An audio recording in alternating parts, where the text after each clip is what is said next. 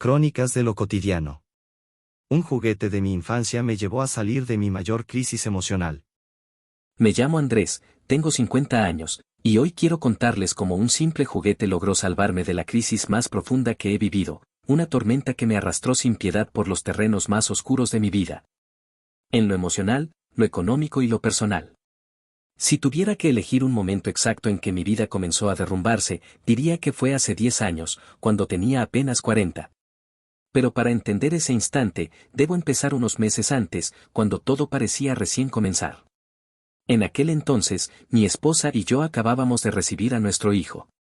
Recuerdo vívidamente la mezcla de emoción y miedo que sentí sosteniendo a aquel pequeño ser en mis brazos por primera vez, como si en ese momento mi vida tuviera un nuevo sentido, un propósito renovado. Pero justo cuando intentaba acomodarme a esa nueva realidad de padre primerizo, el mundo empezó a darme la espalda. Los problemas comenzaron en el trabajo. La empresa que yo había cofundado con varios socios, que durante años había sido mi orgullo y mi esperanza, empezó a mostrar grietas invisibles para mí en un principio. Mis socios comenzaron a maniobrar sin que lo supiera, moviendo papeles, transacciones y números que me señalaban injustamente como responsable de irregularidades financieras. Era un fraude que no cometí, pero que me incriminaron con astucia y sin piedad. Durante 6 largos meses intenté defender mi nombre y salvar lo que podía. Pero mis esfuerzos fueron en vano. Finalmente, me vi obligado a salir de la empresa, pero el daño no terminó ahí, me dejaron con una deuda abrumadora, una montaña financiera que me obligó a vender todo lo que había acumulado hasta ese momento. El auto, la casa que compartía con mi esposa, mis ahorros, todo desapareció poco a poco para hacer frente a aquella deuda. Mientras atravesaba esa tormenta financiera, la que creía que era la base sólida de mi vida comenzaba a resquebrajarse. Fue entonces cuando, en medio de la desesperación, sucedió lo peor. Volví a casa antes de lo previsto una tarde y encontré a mi esposa con otro hombre. No había necesidad de palabras ni explicaciones, la escena lo dijo todo. Ese hombre, alguien cercano a nosotros, un compañero de trabajo con quien había compartido eventos sociales, estaba allí, dentro de lo que había sido nuestro hogar, fracturando para siempre la imagen que tenía de ella. El niño que sostenía en mis brazos apenas unos meses antes, nuestro hijo, se convirtió de pronto en un símbolo de una verdad oculta y dolorosa. Durante las semanas siguientes, y ante la inminente ruptura que se avecinaba, mi esposa me confesó una revelación que destrozó lo poco que quedaba en pie. Aquel niño, a quien yo amaba y cuidaba como mío, no era biológicamente hijo mío. No puedo describir con palabras la mezcla de dolor, ira y vacío que me embargó entonces. Lo que debería haber sido un refugio se convirtió en un campo de batalla donde cada día me enfrentaba a pérdidas irreparables. Y como si el destino quisiera asegurarse de que mi caída fuera completa, un año después, mis padres fallecieron casi en la misma semana, víctimas del inexorable paso del tiempo y de sus cuerpos agotados. No siendo el mayor, y con mis hermanos viviendo en ciudades distantes, me vi solo a cargo de una tarea difícil y solitaria, desocupar la casa en la que ellos habían vivido toda su vida. Enfrentando no solo el dolor de su partida, sino también la pesada carga de la soledad y la responsabilidad. Aquellos meses fueron una prueba de resistencia y de enfrentamiento conmigo mismo. La soledad, la incertidumbre y el peso de todas esas pérdidas amenazaban con sepultarme. Pero fue en ese abismo, en ese lugar donde pensé que todo había terminado, cuando algo inesperado apareció del pasado para ofrecerme un respiro, un hilo para empezar a tejer de nuevo mi historia. Todo comenzó cuando empecé a limpiar la casa de mis padres. Seguía prácticamente intacta. Cada rincón, cada mueble, conservaba esa atmósfera de rutina familiar que parecía haberse congelado en el tiempo. Nada en ella reflejaba que sus habitantes ya no estaban. Esa quietud, más que reconfortante, se volvió para mí una carga emocional difícil de sostener.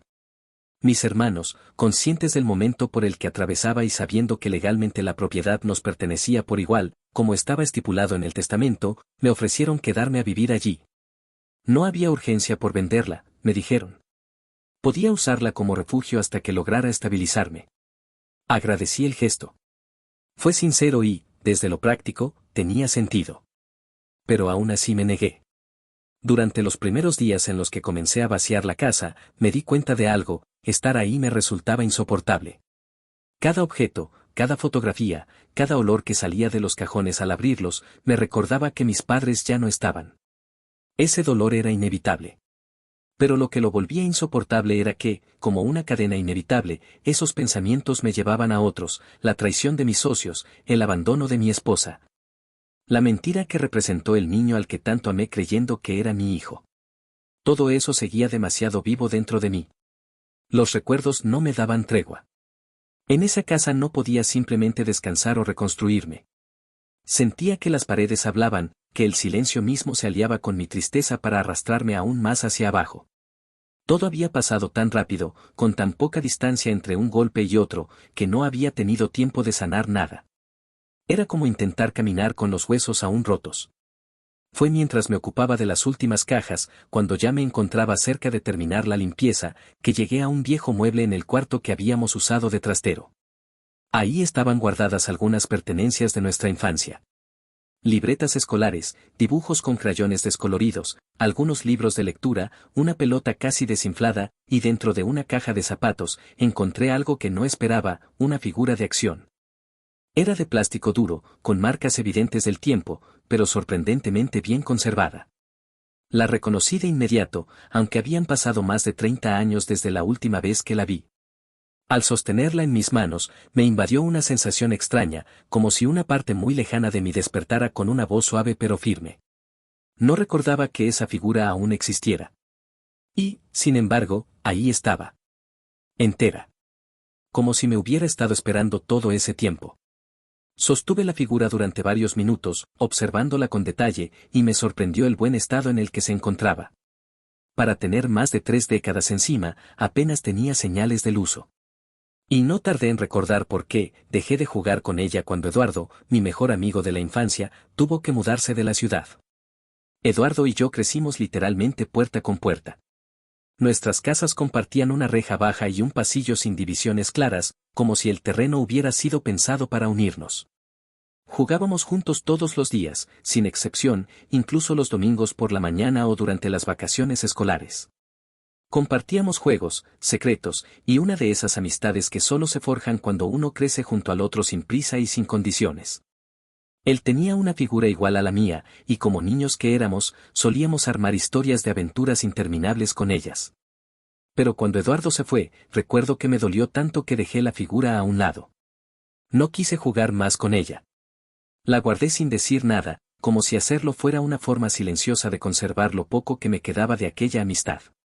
Durante todos esos años nunca supe qué fue de él.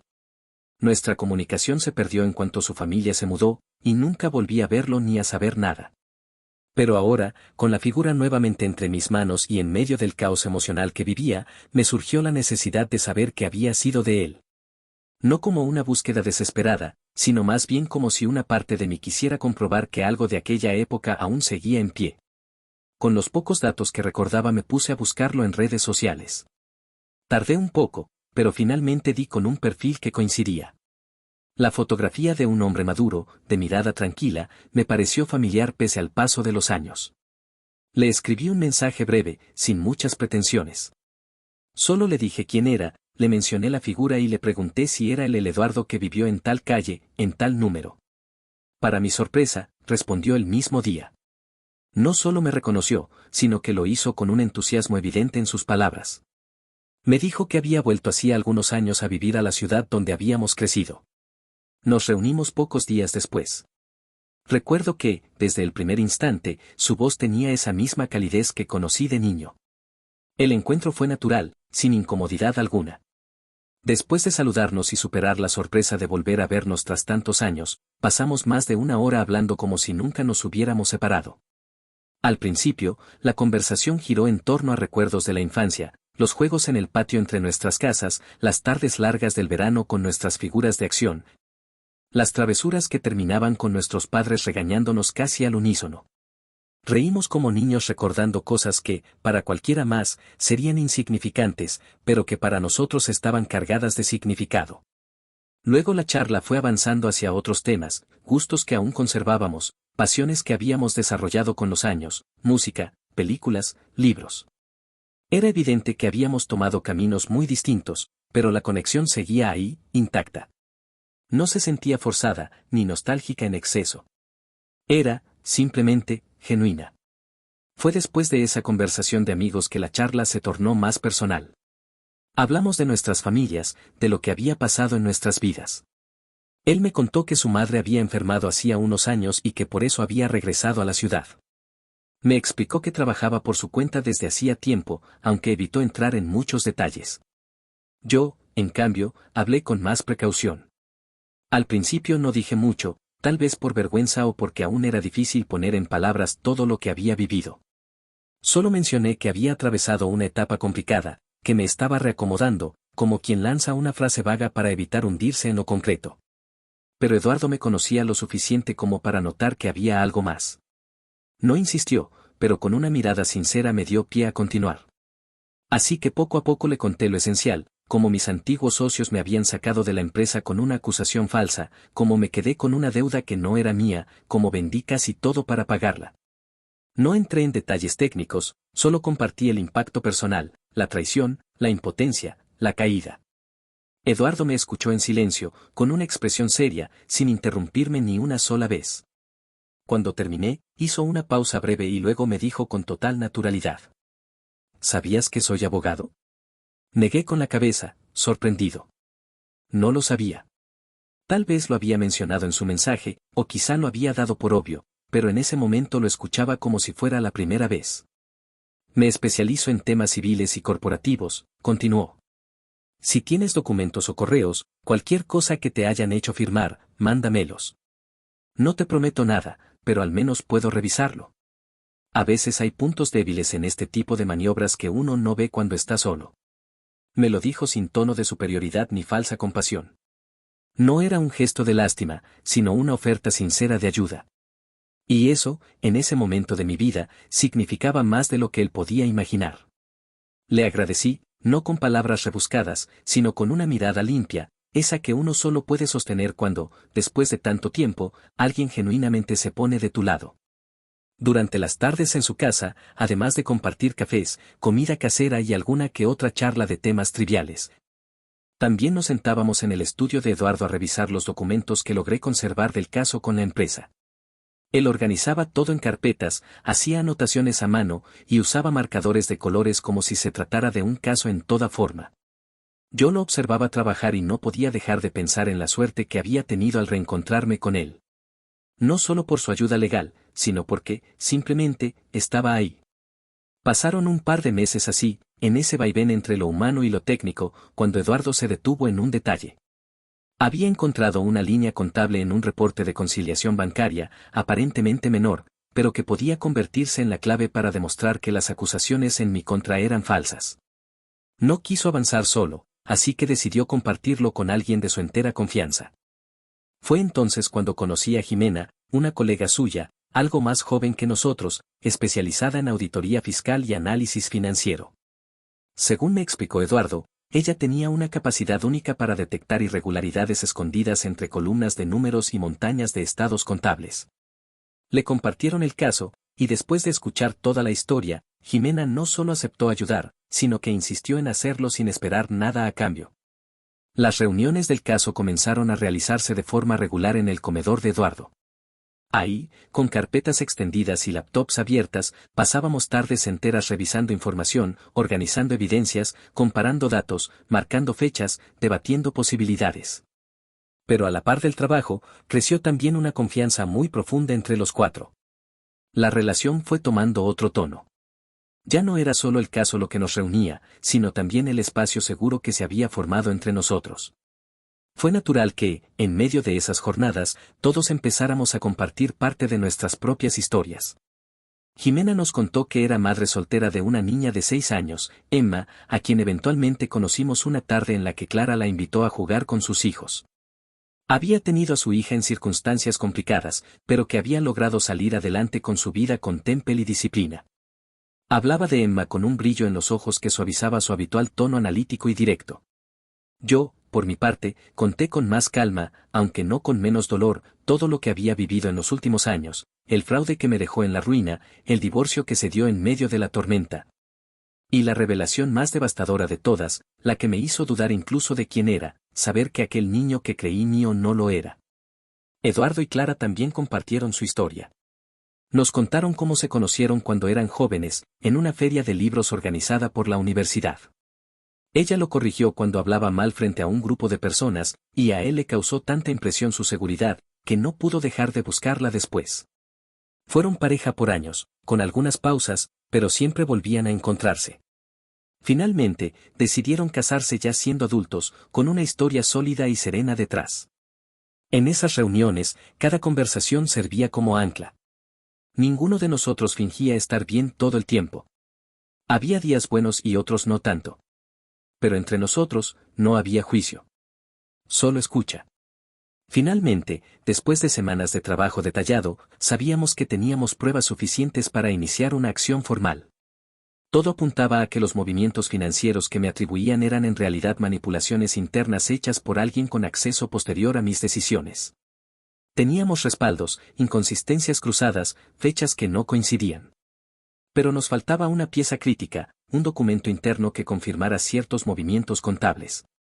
Un reporte de conciliación que nunca pasó por mis manos, pero que debía existir dentro de la empresa. La dificultad era clara, ese documento solo podía ser obtenido por alguien que aún trabajara allí. Y para eso, tendríamos que tomar un riesgo que ninguno de nosotros quería subestimar. La última reunión hasta ese día, terminó por la mañana. Clara y Eduardo se disculparon con antelación, debían acudir a una junta escolar de uno de sus hijos, así que se retiraron antes.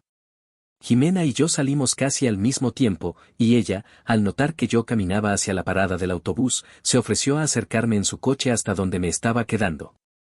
Agradecí el gesto. Me dijo que aún tenía un par de horas libres antes de tener que recoger a su hija, así que íbamos con tiempo. Durante el trayecto, la conversación volvió al tema que teníamos pendiente, el documento que aún necesitábamos conseguir para cerrar la evidencia del caso. Jimena, con esa claridad que le caracterizaba, comenzó a sugerirme posibles perfiles de personas que podrían ayudar. Alguien que todavía esté dentro de la empresa y que no haya estado tan implicado, tal vez alguien que te tuviera estima, aunque no fuera cercano. Yo negaba con la cabeza mientras escuchaba. Aquello había sido un escándalo tan grande, tan violento y tan cargado de acusaciones, que pensar en aliados dentro de esa estructura me parecía absurdo. Pero ella insistía, con una voz firme pero serena, dándome nombres hipotéticos, tipos de personalidades, ejemplos que hacían sentido. Y de pronto, recordé a alguien. Hay uno, dije tras unos segundos de silencio. Se llamaba Rodrigo Díaz. Tenía el porcentaje más pequeño de participación entre los socios. Era más un inversionista que un gestor activo. Aunque se le informaba de todo, rara vez intervenía. Confiaba en los otros para tomar decisiones. Jimena me miró un instante antes de hablar. Ese tipo de persona podría ser justo lo que necesitamos. Podría ayudarte sin arriesgar tanto, si logra ver lo que realmente pasó. ¿Podrías escribirle? Asentí con duda. Sí, pero me ayudaría a saber qué detalles exactos debe contener el documento. No quiero pedirle algo mal. Tengo el formato en mi computadora, me respondió sin pensarlo demasiado. Si no tienes inconveniente, podemos pasar por mi hija primero y después ir a mi casa. Te lo doy ahí, y si quieres, puedes usar mi computadora para redactar y enviarlo. ¿Te parece? Acepté. Fuimos juntos por su hija, Emma, a una escuela primaria cercana. Cuando subió al auto, Emma me miró con un poco de reserva, como es normal en los niños cuando ven a alguien no tan cercano, pero no tardó en hablarle a su madre con esa franqueza que solo los pequeños pueden tener. Mamá, hoy me empezaron a molestar otra vez por lo de los dinosaurios. Jimena suspiró suavemente, pero antes de responder, levanté la voz con delicadeza. Me giré hacia Emma, que iba en el asiento trasero. Le dije que no todos tienen la fortuna de saber lo genial que es saber tanto de dinosaurios. Emma me miró en silencio durante un momento, con esa expresión que mezcla curiosidad y reflexión. Luego se encogió de hombros, con una sonrisa ligera. Tal vez no les cuente ya lo que me gusta, dijo. Solo lo voy a disfrutar yo. Al llegar a su casa, Jimena nos invitó a comer algo sencillo pero delicioso, arroz con verduras, pescado al horno y tortillas hechas a mano que había comprado esa mañana. Fue una comida tranquila, sin prisa, sin necesidad de llenar los silencios. Emma hablaba con naturalidad y yo escuchaba más de lo que hablaba, claro, sobre dinosaurios. Al terminar, mientras Emma se sentaba a hacer tarea en la sala con un cuaderno abierto y lápices de colores a su lado, Jimena me llevó a su estudio. Me mostró el formato que necesitaba, explicó punto por punto qué debía contener ese documento, y entre ambos redactamos un correo. Ella sugería frases, yo intentaba mantener el tono respetuoso pero firme. Finalmente, enviamos el mensaje a la dirección personal que aún conservaba de Rodrigo Díaz. Nos quedamos unos minutos en silencio después de enviarlo. No había nada más que hacer por ahora, solo esperar. Pero en ese momento, no me sentí impaciente. Ni frustrado. Ni solo. Me sentí acompañado. A pesar de todo lo dramático que fue el camino hasta este punto, debo admitir que, al final, todo se resolvió de forma sorprendentemente sencilla. Tuvimos una reunión personal con Rodrigo. Logramos convencerlo de darnos aquel documento y, más allá de eso, nos ofreció su apoyo para aclarar todo el asunto. A partir de ahí, iniciamos la demanda. Al ver que tenían todo que perder, los involucrados decidieron llegar a un acuerdo.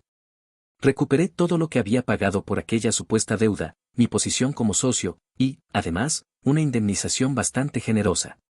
Como parte del trato, y para evitar consecuencias legales más graves, los dos socios implicados en el fraude aceptaron ser destituidos de la empresa y renunciar a todos sus derechos como forma de indemnización adicional. Fue justo. Y necesario. Como agradecimiento, decidí hacer socios a Eduardo, Clara y Jimena. No habría logrado nada sin ellos. Lo mínimo que podía hacer era compartir con ellos el lugar que merecen. Y hubo un detalle más. Uno que, aunque pequeño, me pareció importante. A Eduardo le regalé aquella figura de acción que me llevo a él. Me había contado que perdió la suya cuando era niño, durante la mudanza, y que llevaba años tratando de encontrar una. Ver su cara cuando la tuvo de nuevo entre las manos, fue algo que no voy a olvidar. Hoy, con 50 años, puedo decir que estoy en paz.